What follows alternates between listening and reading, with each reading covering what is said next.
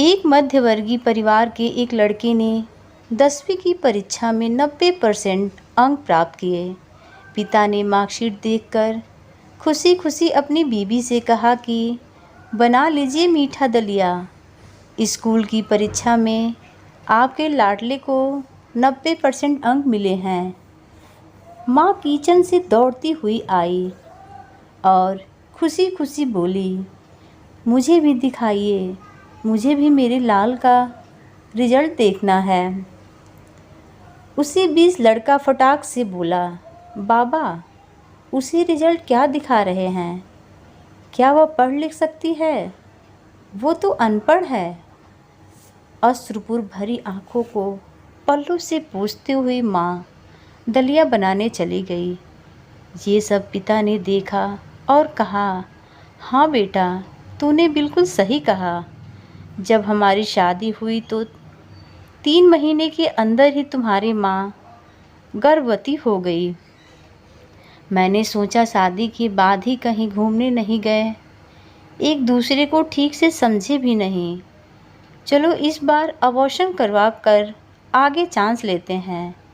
लेकिन तुम्हारी माँ ने जोर देकर कहा, नहीं, घूमना फिरना और आपस में समझना यह सब कुछ बाद में। फिर तेरा जन्म हुआ, वो अनपढ़ थी ना।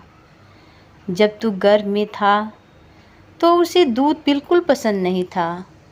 उसने तुझे स्वस्थ बनाने के लिए हर दिन 9 महीने तक दूध पिलाया, क्योंकि वो अनपढ़ थी ना। तुझे सुबह 7 बजे स्कूल जाना रहता था, इसलिए सुबह 5 बजे उठकर तेरा मनपसंद नाश्ता और डिब्बा बनाती थी, क्योंकि वो अनपढ़ थी ना। जब तुम रात में पढ़ते पढ़ते सो जाते थे तो वह आकर तुम्हारी कॉपी और किताब बस्ते में भर कर तुम्हें बिस्तर पर सुलाती थी और उसके बाद ही सोती थी, और रात में बार बार जाग कर तुम्हें ओढ़नी से ढकती थी, क्योंकि वो अनपढ़ थी ना। बचपन में तुम ज़्यादातर समय बीमार रहते थे, तब वो रात रात भर जाग कर भी सुबह जल्दी उठती थी और काम पर लग जाती थी, क्योंकि बेटा वो अनपढ़ थी ना। तुम्हारे लिए ब्रांडेड कपड़े लाने के लिए मेरे पीछे पड़ती और खुद सालों तक एक साड़ी पर रहती थी, क्योंकि वो अनपढ़ थी ना। ये सब सुनकर लड़का रोते रोते अपनी माँ से लिपट कर बोलता है, माँ, मुझे तो कागज़ पर 90% अंक मिले हैं, लेकिन आप मेरे जीवन को 100% बनाने वाली पहले शिक्षक हो।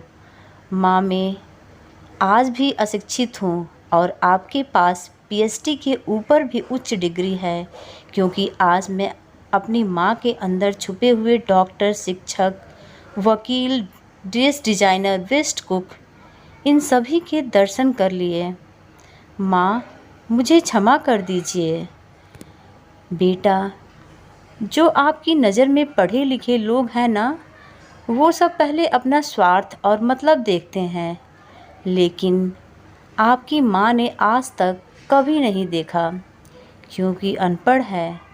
न वो खाना बनाकर हमें परोसकर कभी कभी खुद खाना भी भूल जाती है। इसलिए मैं गर्व से कहता हूँ, तुम्हारी माँ अनपढ़ है। तो दोस्तों, ये अनपढ़ माँ कहानी कैसी लगी आपको? अगर अच्छी लगी हो प्लीज़ मेरे चैनल को सब्सक्राइब करें, लाइक करें, शेयर करें और अपने फैमिली मेम्बर के साथ शेयर ज़रूर करें और कमेंट